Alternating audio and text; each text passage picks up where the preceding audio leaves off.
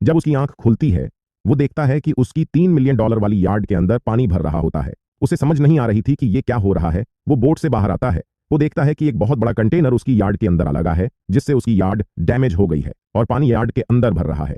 वो समंदर के बीचों बीच था। यहाँ उसकी हेल्प करने के लिए कोई भी नहीं होता, इसीलिए उसे खुद ही सर्वाइव करना होगा। सबसे पहले वो यार्ड की स्पीड को कम करता है ताकि यार्ड के अंदर पानी कम से कम जा सके। फिर वो एक स्टील पाइप निकालता है ताकि कंटेनर को दूर कर सके, लेकिन वो जितना भी जोर लगा ले, स्टील का पाइप बैंड हो जाता है, लेकिन कंटेनर मूव नहीं होता।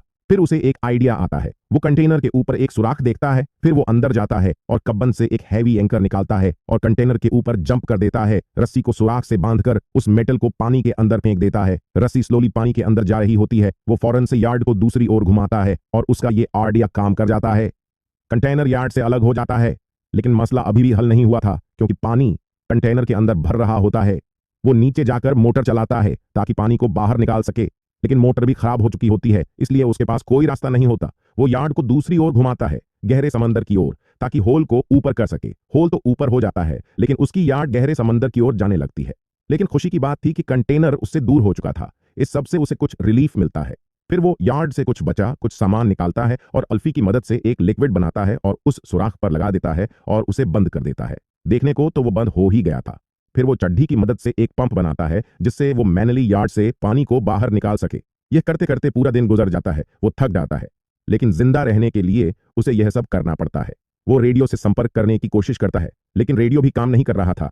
वो खाना बनाने के लिए नीचे जाता है, लेकिन तभी वो नोट करता है पानी की कुछ बूंदें उसके सर पे गिर रही हैं। वो डर गया।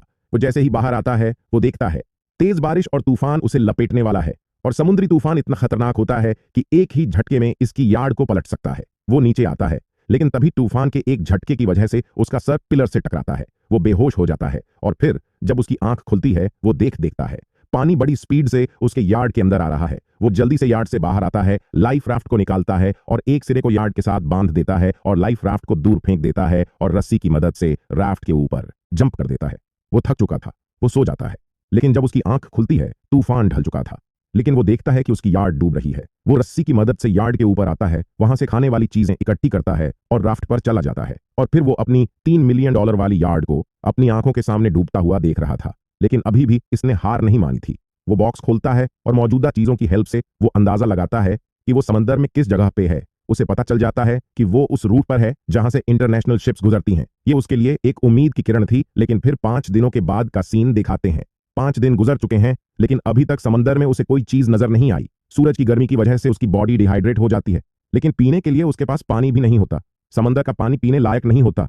अगर उसने पीने का पानी जल्दी ना ढूंढा तो उसकी मौत हो जाएगी। वो फ्रस्ट्रेटेड हो जाता है। वो लेटा होता है। तभी वो ऑब्जर्व करता है। वो सूरज को देखता है और फिर प्लास्टिक की ओर देखता है। उसे आइडिया आता है। वो चाकू निकालता है और बकेट को काटता है। फिर उसके अंदर थोड़ा सा पानी डालता है और ऊपर प्लास्टिक से कवर कर देता है। 3 घंटे के बाद सारा पानी प्लास्टिक के साथ चिपक जाता है, जो पीने लायक होता है। फिर वो उसके ऊपर एक वजनी चीज रखता है, जिससे सारा पानी नीचे इकट्ठा हो जाता है। ये 7 दिनों के बाद उसने फ्रेश वाटर पिया था। फिर जैसे ही रात होती है, उसे किसी की हलचल की आवाज आती है। जब उसकी आंख खुलती है, वो ऊपर देखता है तो उसके सामने एक बहुत बड़ा शिप होता है। जैक जल्दी से फ्लेयर गन निकालता है और शूट कर देता है, लेकिन उसे कोई भी नोट नहीं करता। वो बहुत सारी फ्लेयर गन शूट करता है, लेकिन शिप वालों को उसका पता नहीं चलता। जैक बचने की आखिरी उम्मीद को भी अपनी आंखों के सामने जाते हुए देख रहा था, और वो कुछ भी नहीं कर पाया। अब तो फ्लेयर गन भी खत्म हो चुकी थी। ये उसके पास आखिरी चांस था।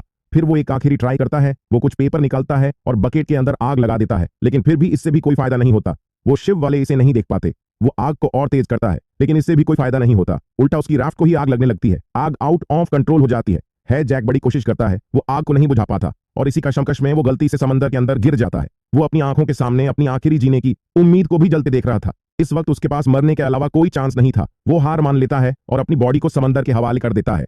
वो डूब रहा है, लेकिन फिर उसकी आंख के सामने एक रोशनी आती है।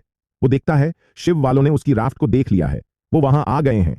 जैक फिर से हिम्मत करता है और पानी को चीरता हुआ ऊपर आता है और उसे रेस्क्यू कर लिया जाता है। वो 8 दिनों तक समंदर में रहा बिना किसी की हेल्प के, फिर भी उसने हिम्मत नहीं आ रही। वो सरवाइव करता रहा। ये स्टोरी हमें यही सिखाती है कि लाइफ के किसी भी पॉइंट पर आपको गिव अप नहीं करना चाहिए। अगर मूवी एक्सप्लेनेशन अच्छी लगी है तो एक प्यारा सा लाइक कर दें।